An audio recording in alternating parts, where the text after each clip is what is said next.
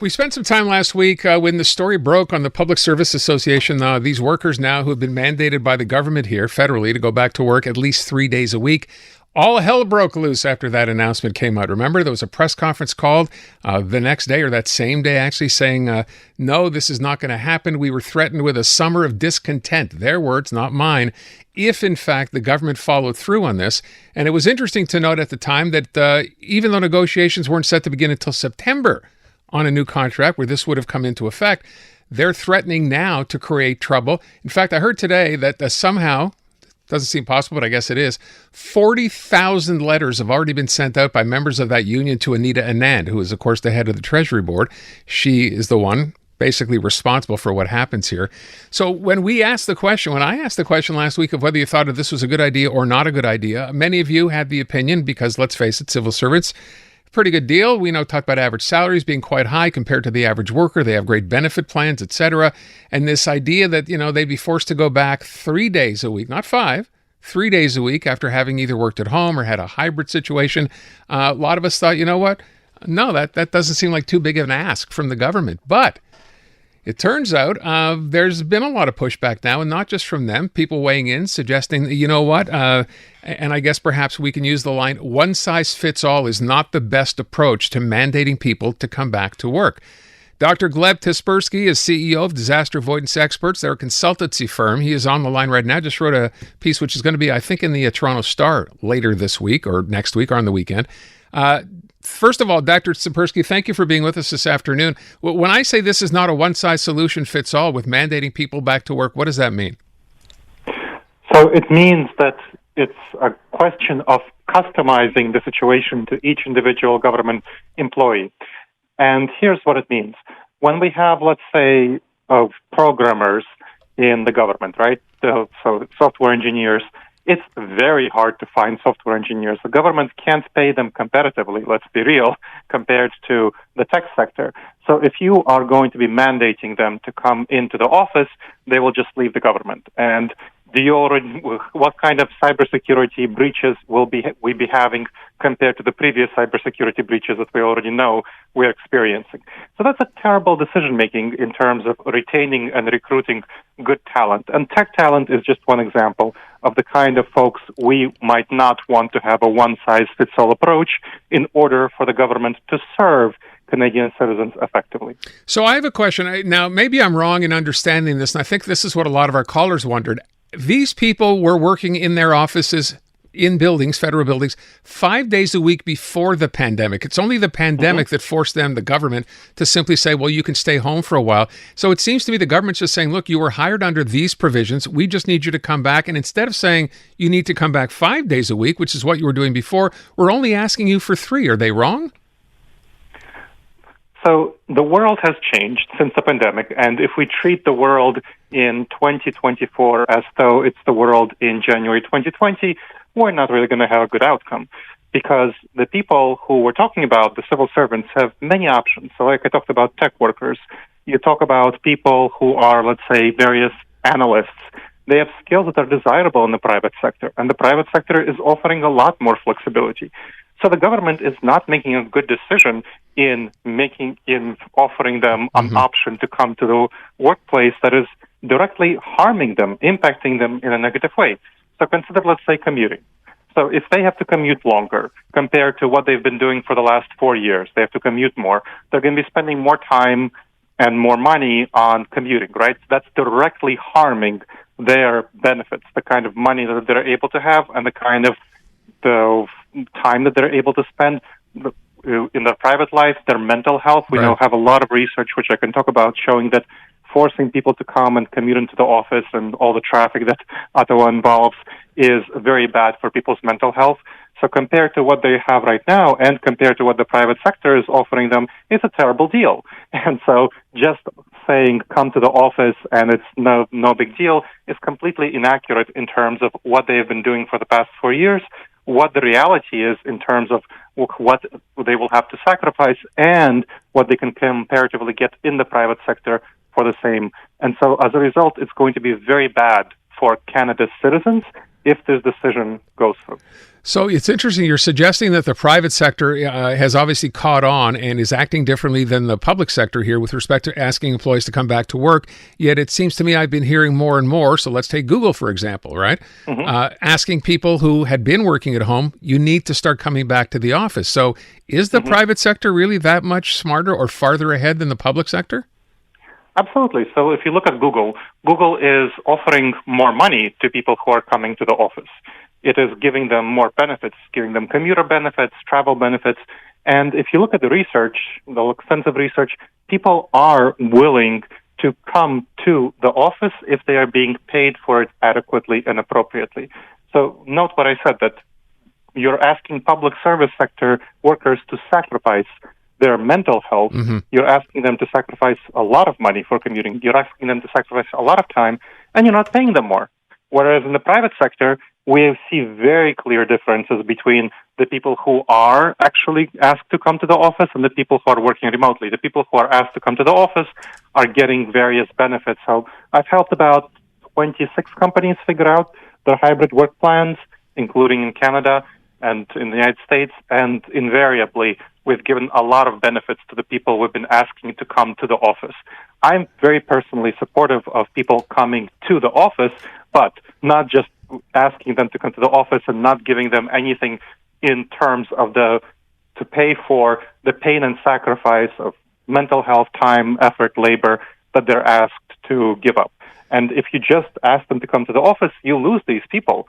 And not only will you lose these people, you see very clearly that they have worse morale, they have worse productivity when they go to the office. And we've seen this in a number of other situations when people are asked to come to the office and they're not given adequate compensation. You lose the best talent, and the people who remain are not the best talent and who can't find a job elsewhere, essentially, and they're much less productive and much lower morale than when they worked from home. So again, it all comes down to harming the citizens of Canada by this decree without adequately compensating and supporting and addressing the concerns of public workers. All right, Dr. Tsipursky, I want you to stay with me. I'm going to take a break and come back. I want to pick up on this as well, and I want to sort of get to the part where people say, you know what, we gave them an inch, now they want a foot. I want you to comment on that, so don't go away. Because you don't want to miss a thing.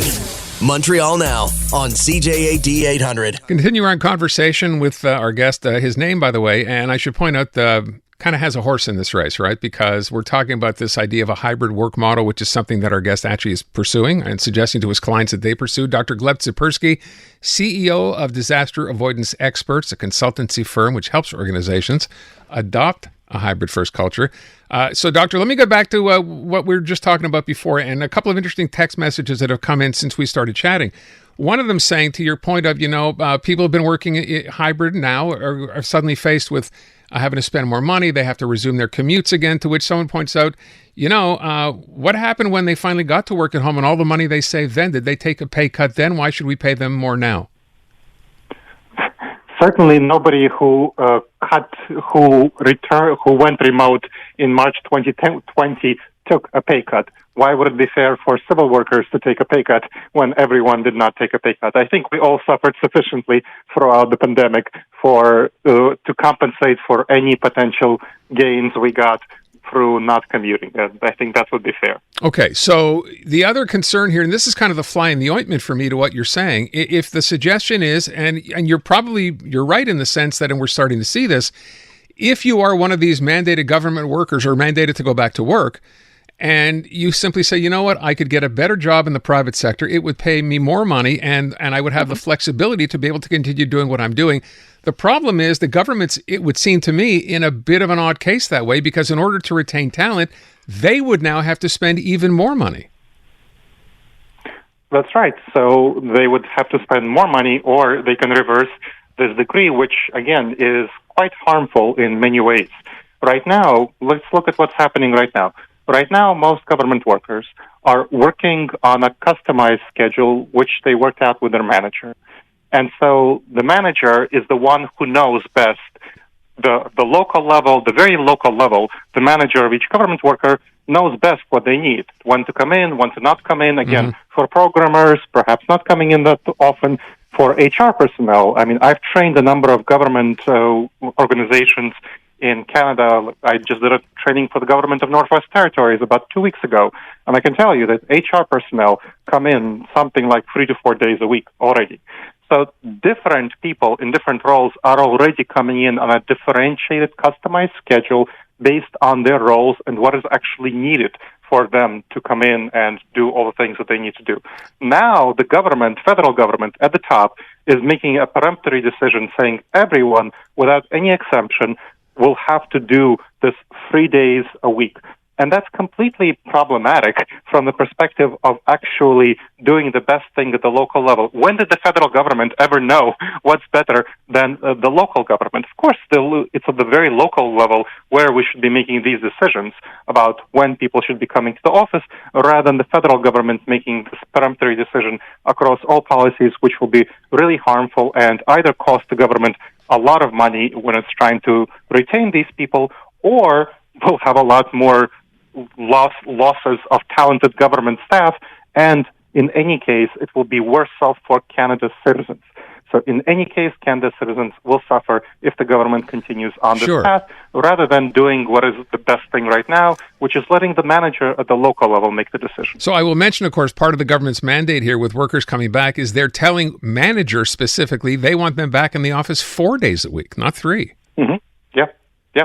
And that's another issue that managers, of course, aren't happy. So managers, when we look at managers versus workers, managers are more likely to leave as a result of a government mandate. So there was a recent study showing that 1 out of 3 managers versus 1 out of 5 workers are planning to leave as a result of mandates to leave to come to the office. So this is a big problem. I mean, we're losing managerial staff. They're much harder to replace than the simple rank-and-file workers, which are easier to replace, also not great. So let me ask this question, because this is something that's come up repeatedly as well. This idea that the government will say, well, look, we want people to come back to the office because we believe they're more efficient when they work in the office versus when they work at home. And that's been one of the arguments back and forth for a long time. People working at home, goofing off perhaps some of the time. You got kids in the background. I mean, their focus perhaps may not be the same as it was were they in the office. Is there proof that that's the case? No, there's absolutely proof that it's the opposite. So when people are in the office, they're much less focused. They're much more distracted. So, for example, HubStaff did a report showing that people who are working from home compared to people who are working from the office save about 270 minutes per month working in terms of the time that they work. So they work longer, they work more in a more focused way. There's no question that people are more productive when they have more flexibility compared to when they're coming to the office. And again, this all goes back to the manager. If you want people to be more productive, then you should ask people to be more productive. You should not ask people to come to the office.